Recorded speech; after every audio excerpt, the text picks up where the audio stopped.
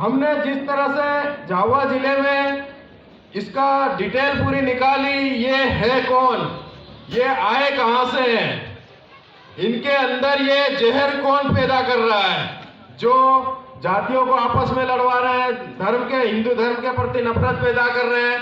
तो एक बहुत बड़ी जानकारी मैं आपको देना चाहूंगा, ये जो लोग हैं ये धर्मांतरित हैं, जो हिंदू से ईसाई बन चुके हैं, जो यहाँ हमारा धर्म छोड़ के गए हैं, उनका इस्तेमाल कर रही है ईसाई मिशनरी हमारे ही धर्म, हमारे ही समाज और हमारी जो यहाँ की व्यवस्था है उसके खिलाफ।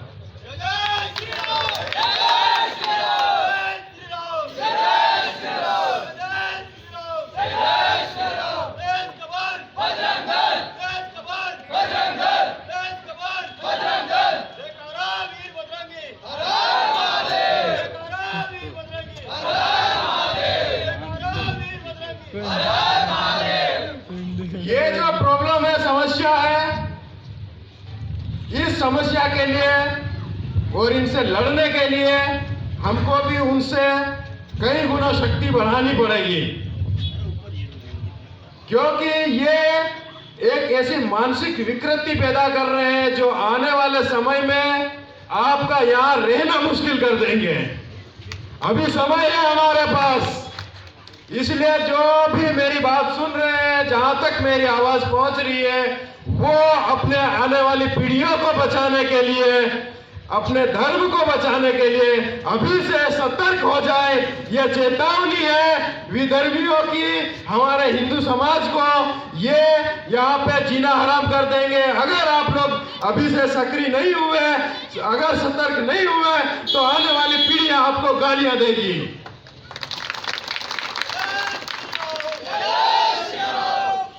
ये किसी आजाद की लड़ाई नहीं है, ये किसी आदिवासी समाज की ओनली लड़ाई नहीं है, ये पूरे हिंदू समाज की लड़ाई है। ये हिंदू समाज को ही आपस में बिखेरने तोड़ने में लगे हुए हैं। तो इस बात को ध्यान रखना है, कोई भी हो आप, कोई भी क्षेत्र के हो, कोई भी जाति के हो, कहीं के भी निवासी हो, कोई भी पहनावा हो, कोई भी खाना पीना हो आपका, ये सब भुला के, छोड़ के आने वाली पीढ़ियों के लिए, आने वाली जो अपनी जितनी संतानें हैं उनके लिए, उनकी सुरक्षा के लिए, अपने सनातन धर्म की सुरक्षा के लिए हमको आज वर्तमान को सुधारना पड़ेगा। और इस काम को बेहतर तरीके से कर सकता है बजरंग दल। इसलिए बजरंगियों को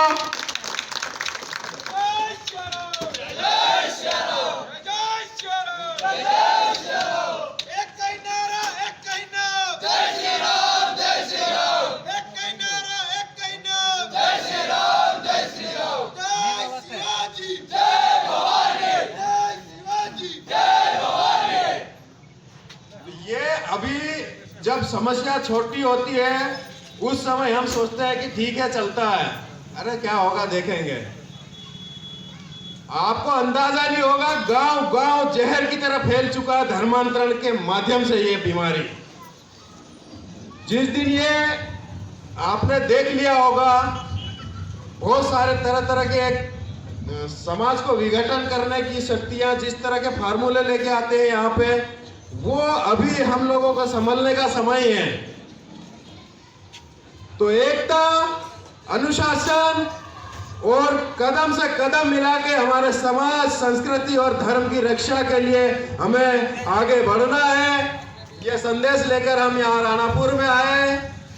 दूसरी बड़ी समस्या है, ये तेरा ये मेरा संगठनवाद, राजनीतिक स्वार्थ, ये भी छोड़ना पड़ेगा। हम हिंदू हैं, बात खत्म।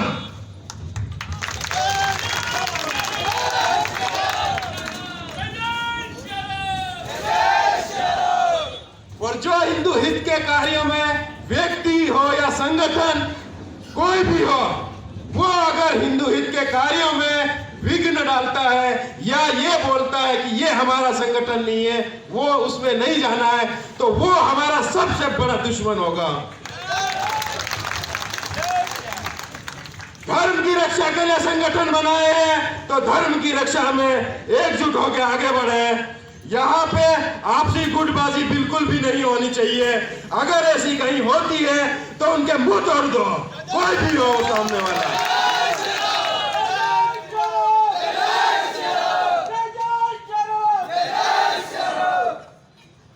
तो ये सारी जो विभिन्नता है इनको एक सूत्र में बांधना है हमको। और तीसरा, एक अभी तरोताजा एक मामला चल रहा है हमारे यहाँ, धर्मांतरण मुक्त झाबुआ अभियान। ये सारी बीमारियों का इलाज है। ये जितनी भी जो विधर्मी तरह तरह के जो अलगाववाद आ रहे हैं, जातिवाद आ रहे हैं, ये उत्पत्ति होती है अवैध धर्मांतरण होने के बाद। तो ये जड़ इनकी जो मिशनरी जो संस्था है विदेशी है, वो यहाँ आके विधि विरुद्ध जो धर्मांतरण करवा रही है, उनको पूरी तरह से उनको खत्म करना है यहाँ पे। और उसके लिए हमको संविधान, कानून, पुलिस प्रशासन का सहयोग लेना है और इनको सहयोग करना ही है, क्योंकि हमारी जो मांगे हैं वो विधिवत है। जो ईसाई है, जो हिंदू धर्म या सनातन धर्म छोड़ के जो लोग धर्मांतरित हो गए हैं, उनको विधिवत धर्मांतरण की प्रक्रिया पूर्ण करवा के ईसाई सूची में शामिल करवाना। दूसरा, जो लोग ये जो संस्थाएं हैं, इन संस्थाओं के 2-3 उद्देश्य है, शिक्षा, स्वास्थ्य और सेवा। ये जो धर्मांतरण कर रही है संस्थाएं, ये विधि विरुद्ध कर रही है, इनकी मान्यता रद्द करवाना है। और जितने भी अवैध ढांचे बने हुए गांव गांव में दुकानें खोल दी मिशनरी ने, यहाँ पे अवैध धर्मांतरण की गतिविधियां संचालित कर रही है।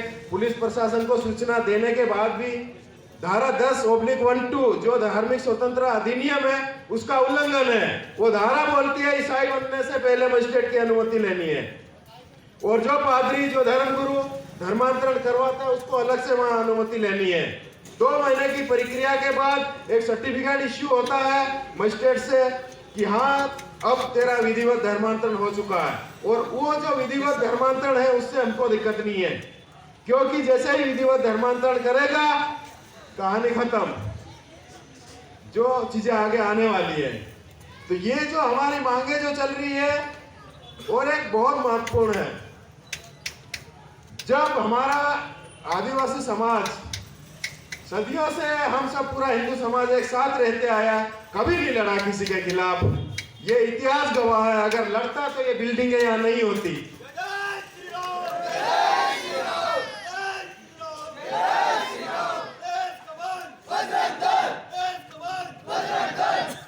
तो ये जो अलगाववाद फैल रहा है वो सीधा मेरा आरोप है, आरोप ही नहीं, मेरे पास सबूत है कि जितने भी हिंदू विरोधी यहाँ पे हैं, सामान्य वर्ग का विरोध कर रहे हैं, वो धर्मांतरित लोग हैं। तो अवैध जो ढांचे बने हैं, हमारा हिंदू समाज, हमारा जो हिंदू धर्म है वो, उसमें कई समाज समाहित है। सनातन धर्म में हजारों तरह के समाज है, हजारों तरह की अपनी अपनी संस्कृतियां हैं। उसी में से एक समाज है आदिवासी समुदाय।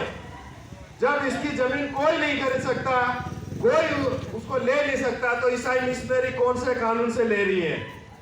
ये सवाल पैदा होते हैं, क्योंकि जब खरीद नहीं सकते, ईसाई तो आदिवासी है ही नहीं, तो ईसाई कैसे उस जमीन पर चर्च बना रहा है? चर्च एक इंडिपेंडेंट ईसाई बॉडी है, वो कैसे आदिवासी की जमीन पे खड़ा और जमीन ले ली उसने? लड़ाई टेक्निकल है, विधिवत है, कानूनी है, संवैधानिक है।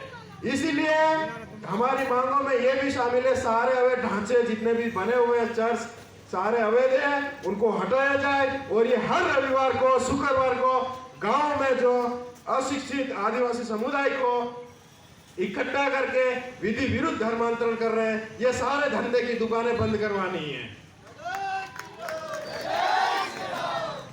पुलिस प्रशासन के लिए इसलिए आसान है, कागज पूछना है जाके, भाई तेरी अनुमति कहाँ है?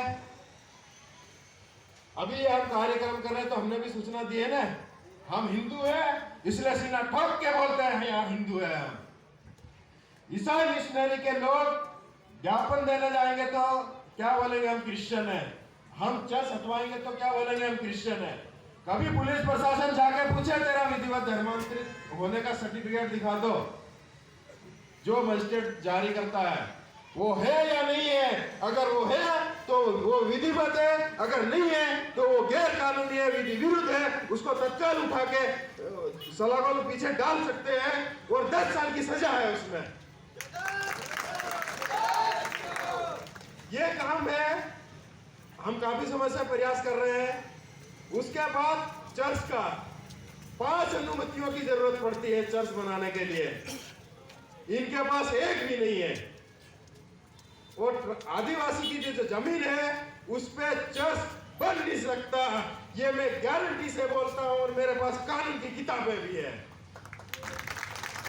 जो बने हैं वो टूटेंगे। ये सनातन धर्म की भूमि है, ये किसी आदरी पादरी की भूमि नहीं है। तो जितने भी अवैध निर्माण है वो तत्काल पुलिस प्रशासन हटाए, पादरियों का सर्टिफिकेट जांच करे और अवैध होने पे उनको गतिविधियां बंद करवाए, ताकि शांति व्यवस्था बनी रहे। लठ चलाना भी जानते हैं, सिर्फ लठ लेके घूमना नहीं जानते हैं।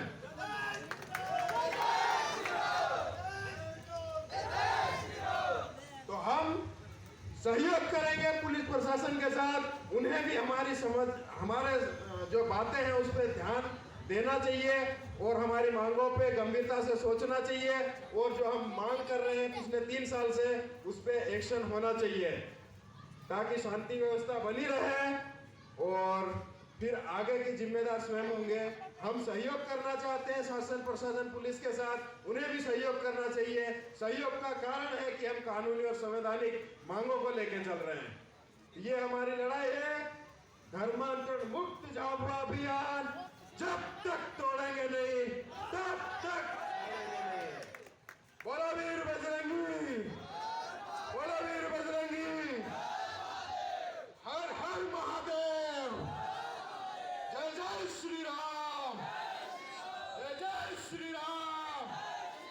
बोलो खूब सिंह जी महाराज की, बोलो खूब सिंह जी महाराज की, बोलो खूब सिंह जी महाराज की। इन्हीं शब्दों के साथ मैं अपनी बात खत्म करना चाहूंगा, अपनी वाणी को विराम देना चाहूंगा और आप सभी को बहुत बहुत धन्यवाद।